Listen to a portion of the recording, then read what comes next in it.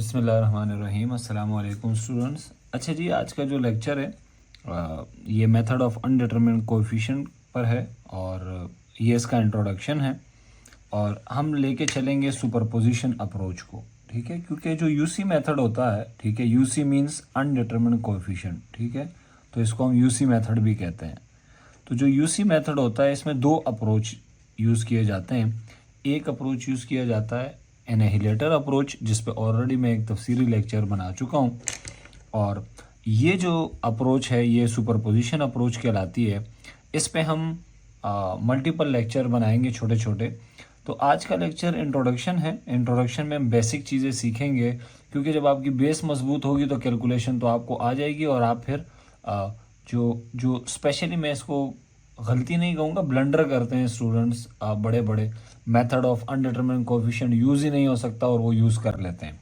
तो हम आज देखेंगे कि मेथड ऑफ अनडिटरमिन्ड कोएफिशिएंट कैसी डिफरेंशियल इक्वेशन पे इस्तेमाल हो सकता है और इसकी लिमिटेशन क्या है। ठीक है, ये दो बड़े अहम क्वेश्चन है जिसका हम आंसर करेंगे। अच्छा जी, सबसे पहले हम आते हैं कुछ की पॉइंट्स जो आपने याद रखने हैं। सबसे पहली बात आपने ये याद रखनी है कि जो मेथड ऑफ अनडिटरमिन्ड कोएफिशिएंट है ये वाईपी निकालने के लिए है। ठीक है, ठीक है, जिसको हम कहते हैं पर्टिकुलर इंटीग्रल। ठीक है, या पर्टिकुलर सॉल्यूशन। तो ये वाईपी निकालने के लिए यूज़ किया जाता है। एक तो ये बात आपने जहन नशीन कर लेनी है। दूसरी बात ये है कि जो आपकी ओडी है, जो ऑर्डिनरी डिफरेंशियल इक्वेशन है जो आपको दी हुई हो, उसमें दो बातें होनी चाहिए। एक वो इक्वेशन लीनियर हो, ठीक है, और दूसरा उसके कोएफिशिएंट कांस्टेंट हो। अगर इन दोनों में से कोई एक बात भी नहीं है तो फिर हम ये मेथड यूज़ नहीं कर सकते। तो पहली चीज़ क्या है, जो इक्वेशन है वो लीनियर होनी चाहिए और जो कोएफिशिएंट है वो कांस्टेंट होने चाहिए। ठीक है, इस पे ऑलरेडी मैं लेक्चर बना चुका हूँ कि लीनियर इक्वेशन क्या होती है और कांस्टेंट कोएफिशिएंट का क्या मतलब है। ठीक है, दो तो ये चीज़ें हो गई हैं। ठीक है, अगर इक्वेशन लीनियर नहीं है तो ये मेथड यूज़ नहीं हो सकता, कांस्टेंट कोएफिशिएंट नहीं है तो ये मेथड यूज़ नहीं हो सकता। इस बात का आपने ख्याल रखना है और इस मेथड से हम वाईपी निकालते हैं। ये दो बातें बड़ी सिंपल है। तीसरी बात में थोड़ी सी डिटेल हमें चाहिए और ये तीसरा पॉइंट आपको क्लियर समझ आ जाएगा जब हम ये पूरा जो मेथड ऑफ अनडिटरमिन्ड कोएफिशिएंट है इसकी जब पूरे हमारी जो एक लेक्चर सीरीज है जब ख़त्म हो जाएगी तो ये बात बिल्कुल क्लियर हो जाएगी। ठीक है, अच्छा जी, this method is applicable only for certain types of source terms और non homogeneous terms in the given linear ODE. देखिए, जो भी आपको ओडी दी हुई होगी उस ओडी में एक टर्म होती है जिसे हम कहते हैं सोर्स टर्म या नॉन होमोजीनियस टर्म। वो नॉन होमोजीनियस या सोर्स टर्म अगर सर्टेन टाइप्स ऑफ फंक्शंस होंगे तो ये मेथड यूज हो सकता है। अब वो सर्टेन टाइप्स ऑफ फंक्शन क्या है उस पर हम तफसीली गुफ्तगू करेंगे। ठीक है, इसी लेक्चर में कि किन किन इक्वेशनों, किन किन certain types of source term के लिए ये मेथड एप्लीकेबल है। ठीक है, तो ये तीन बातें आपने जहन नशीन कर लेनी है। अच्छा, जो मेथड ऑफ अनडिटरमिन्ड कोएफिशिएंट है इसको मेथड ऑफ एजुकेटेड गेस भी कहते हैं अगर आप सुपरपोजिशन अप्रोच यूज कर रहे हैं। ठीक है, इस मेथड में हम बेसिक आइडिया क्या है, बेसिक आइडिया ये है, ये दो पॉइंट बेसिक आइडिया है। एक तो जो वाईपी है इसको आपने एज्यूम करना होगा। अब डेफिनेटली ऐसे तो हम एज्यूम नहीं कर सकते हैं, लाजिम बात है कोई जो एजम्पशन होगी वो किसी बेस पे होगी। ठीक है, तो जो अजम्पशन है वो किस बेस पे होगी, जिसको और इस वाईपी को हम कहेंगे ट्रायल सॉल्यूशन। ठीक है, तो जो हमारा ट्रायल सॉल्यूशन होगा जिसे हम एज्यूम करेंगे वो based on the source terms होगा। ठीक है, या जो नॉन होमोजीनियस टर्म्स है उन पे बेस करेगा। जैसे मिसाल के तौर पे अगर सोर्स टर्म साइन एक्स हो गई तो हम कैसे एज्यूम करेंगे, कॉस एक्स हो गई तो कैसे करेंगे। ठीक है, जिसको साइन और कॉस एक्स हो गई। एक्सपोनेंशियल अगर है तो किस तरह एज्यूम करेंगे, पॉलिनोमियल है तो किस तरह एज्यूम करेंगे। तो जो एज्यूम करेंगे आप वाईपी, जिसको हम ट्रायल सॉल्यूशन कहेंगे, वो एजम्पशन किस बेस पे करेंगे, वो अजम्पशन हम बेस किस बेस पे करेंगे, सोर्स टर्म्स या नॉन होमोजीनियस टर्म। जो सोर्स टर्म होगी और नॉन होमोजीनियस टर्म होगी लीनियर ओडी में, उस बेस पे हम वाईपी को एज्यूम करेंगे, नंबर वन। ठीक है, क्लियर होगा ये। दूसरी चीज ये है कि जो वाईपी आप एज्यूम करेंगे, आपने एक बहुत ख्याल रखना है, ये कॉमन मिस्टेक है जो बच्चे करते हैं। जो yp आपने एज्यूम करना है वो इस तरह से एज्यूम करना है कि उसकी कोई भी टर्म yc से मैच ना करती हो, ठीक है, कोई रिपीटिशन ना हो, ठीक है, कोई इस तरह की यानी yp और yc में कुछ कॉमन ना हो। तो इसका क्या मतलब है कि yp को एज्यूम करने से पहले हमें yc निकालना होगा। तो सबसे पहले मैं क्या करूंगा इस मेथड में, सबसे पहले हम फाइंड करेंगे yc फाइंड करेंगे सबसे पहले। वो तो आपको पता है कैसे फाइंड किए जाते हैं, रूट रियल होंगे, डिफरेंट होंगे, रियल एंड रिपीटेड होंगे, कॉम्प्लेक्स होंगे, उस पर हम ऑलरेडी लेक्चर बना चुके हैं। yc फाइंड करेंगे, उसके बाद yp को आप क्या करोगे, एज्यूम करोगे। एज्यूम करते हुए दो चीज़ों का ख्याल रखना है, एक तो ये कि yp और yc में कुछ कॉमन नहीं होना चाहिए, और दूसरी चीज़ ये है कि जो सोर्स टर्म है उसको देखते हुए हमारी एजम्पशन होगी। इस पे हम गुफ्तगू करेंगे। तो एक टिप यहां मैंने लिखी हुई है, बड़ी इंपॉर्टेंट है ये टिप, ये आपने लिख लेनी है अपने साथ। Find yc first and then assume yp according to the source term in the given linear ODE। तो आपने पहले yc निकालना है, ठीक है, और फिर yp को आपने क्या करना है, एज्यूम करना है। अब yp कैसे एज्यूम करना है, यही इस मेथड की खूबसूरती है कि किस तरह हम एज्यूम करेंगे, और ये हम स्लोली इस लेक्चर में सीखेंगे। दो चीज़ें बड़ी इंपॉर्टेंट है, एक इसे अनडिटरमिन्ड कोएफिशिएंट क्यों कहते हैं, ये भी मैं बताऊंगा कि क्यों कहते हैं, मगर स्टेप वाइज, एक ही लेक्चर में सारी चीज़ें नहीं हो सकती। और इसको एजुकेटेड गेस क्यों कहते हैं, सुपरपोजिशन अप्रोच क्यों कहते हैं, ये सारी चीज़ें क्लियर होंगी, ठीक है। पहले हम बेसिक कर लेते हैं, ठीक है जी। तो ये हमारे पास हो गई है जी कुछ बेसिक। अब हम आते हैं उस पॉइंट की तरफ जो तीसरा पॉइंट है, ठीक है, एजम्पशन की तरफ आएंगे हम, कि जो yp है उसको हमने एज्यूम करना है, जो ट्रायल सॉल्यूशन है, वो ट्रायल सॉल्यूशन जो हमने एज्यूम करना है वो सोर्स टर्म पे डिपेंड करेगा। और मैंने आपको इस छोटी सी स्लाइड ही कह लें इसको, इसमें मैंने आपको बताया था कि ये मेथड एप्लीकेबल है yp निकालने के लिए, लेकिन आपकी जो सोर्स टर्म है वो सर्टेन टाइप्स ऑफ फंक्शन होने चाहिए, हर सोर्स टर्म पे एप्लीकेबल नहीं है। तो इस बात को समझना है हमने, ठीक है, आज के लेक्चर में।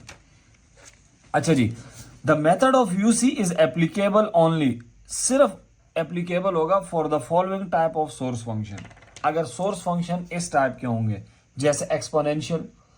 अब एक्सपोनेंशियल फंक्शन किस टाइप का होगा, जैसे मिसाल के तौर पे शक्ल ये होगी उसकी ax। अब इसको समझने की कोशिश करनी है आप लोगों ने, ठीक है बच्चों।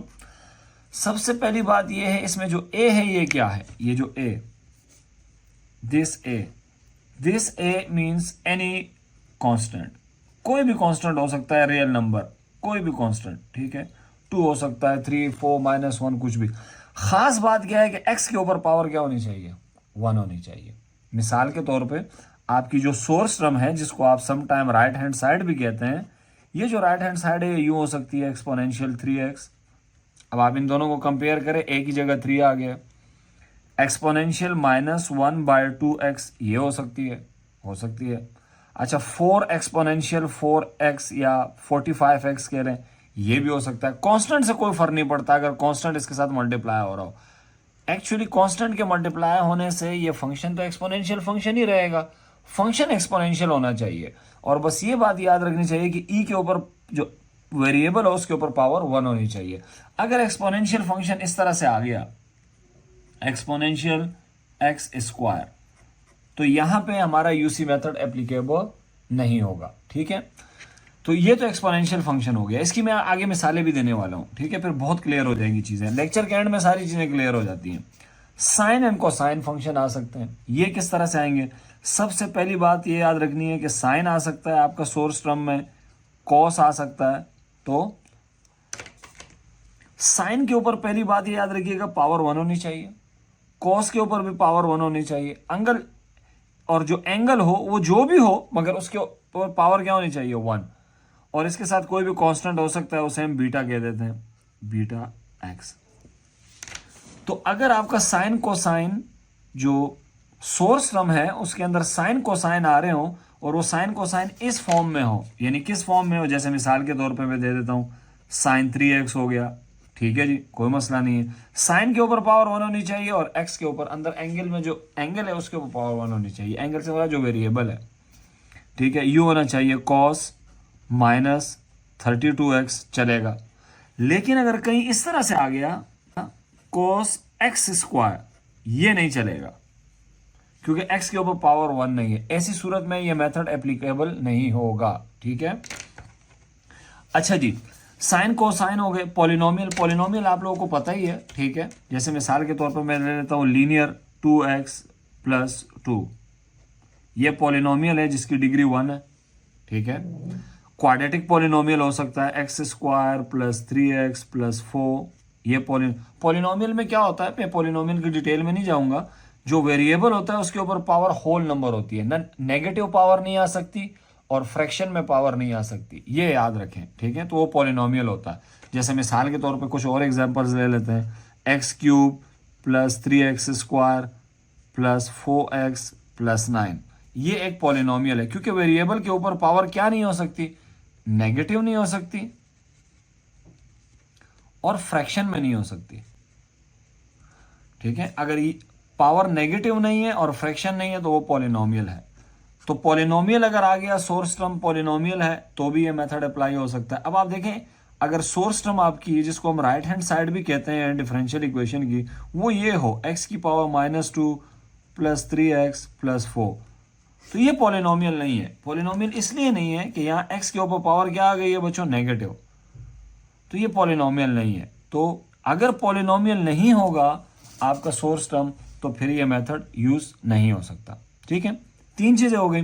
चौथी चीज क्या हो सकती है, चौथी चीज प्रोडक्ट ऑफ 1 to 3, इन तीनों का प्रोडक्ट आ सकता है। इसका क्या मतलब है सर, इन तीनों का प्रोडक्ट आ सकता है, मैं एक्सप्लेन करता हूं प्रोडक्ट का क्या मतलब है। देखिए प्रोडक्ट ये आ सकता है, एक्सपोनेंशियल आ गया 3x, ठीक है सर जी, साइन आ गया इसके साथ 2x प्रोडक्ट में, कोई पॉलिनोमियल आ गया x square plus 3x plus 2, तो ये इन तीनों का अगर प्रोडक्ट आ गया, सो ये आपकी राइट हैंड साइड है, या जिसको आप क्या कह लें, जिसको आप कह लें ये आपकी सोर्स टर्म है।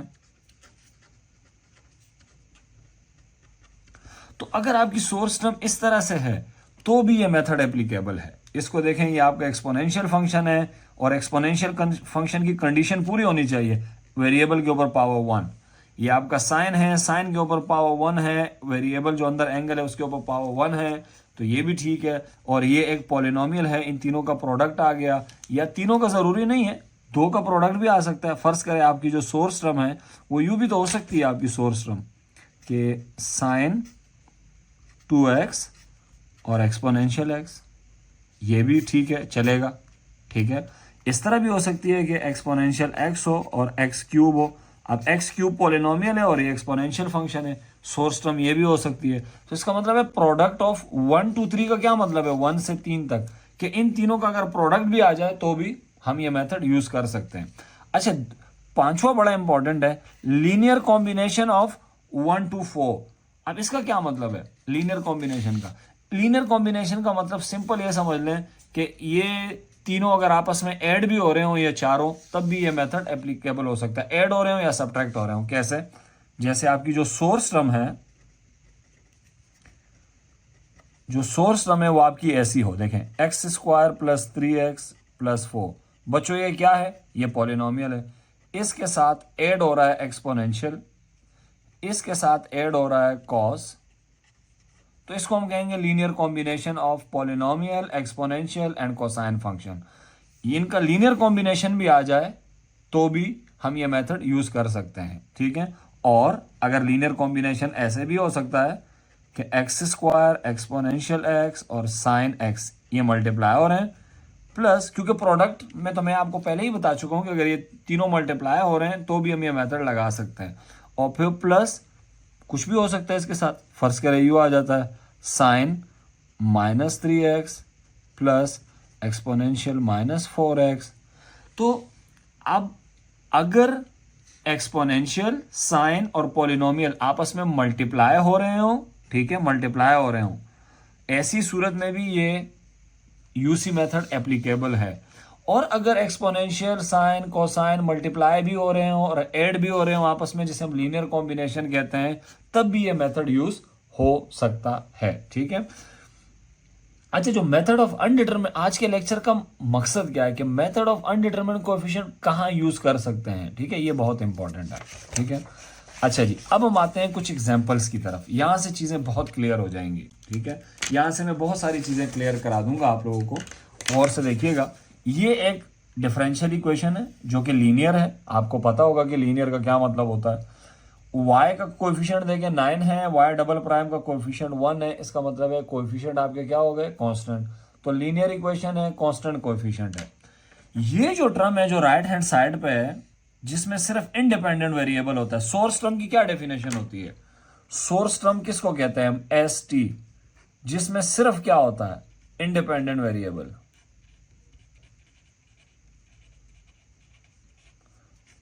तो यहां डिपेंडेंट वेरिएबल y है, इंडिपेंडेंट वेरिएबल x है।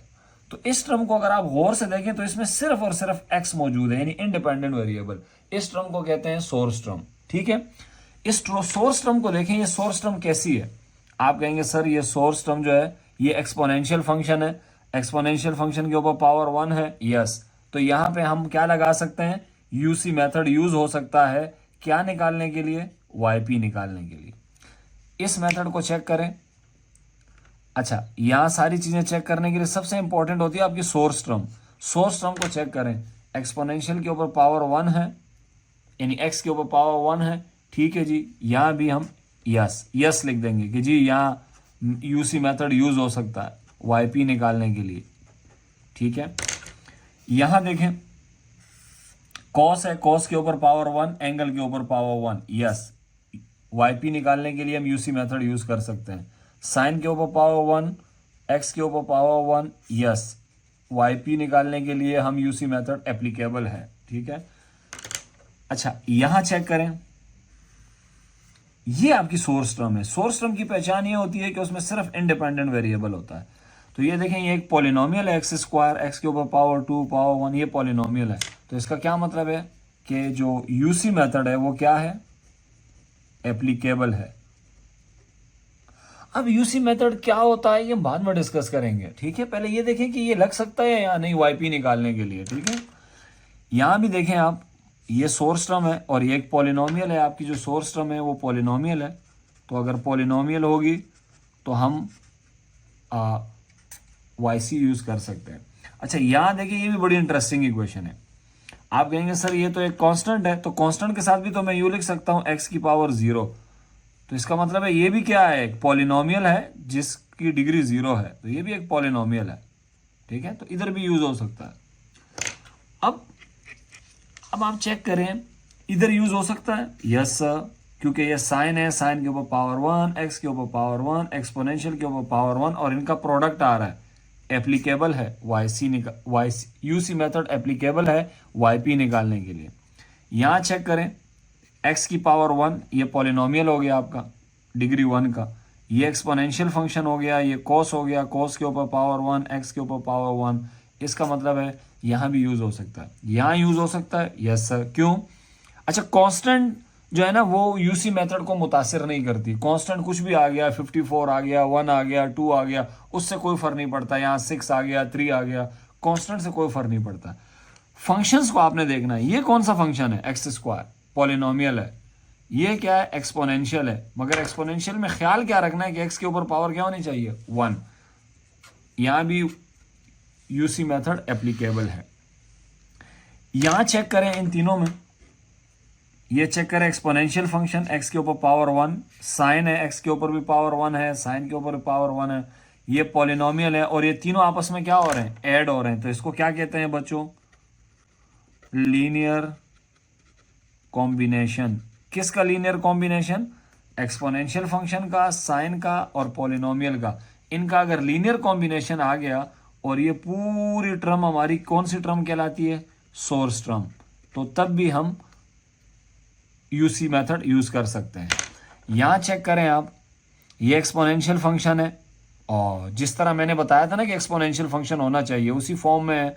साइन एक्स है, ठीक है जी, अच्छी फॉर्म में है। ये पॉलिनोमियल है, ये एक्सपोनेंशियल है, प्रोडक्ट है, और प्रोडक्ट के बाद ऐड हो रहे हैं, लीनियर कॉम्बिनेशन है। तो यहां पर भी हम यूसी मेथड यूज कर सकते हैं वाईपी निकालने के लिए, ठीक है जी। तो ये मैंने कुछ एग्जांपल्स दे दिए, लेकिन अब मैं कुछ एग्जांपल्स दे रहा हूं जहां वो एप्लीकेबल नहीं है, ठीक है।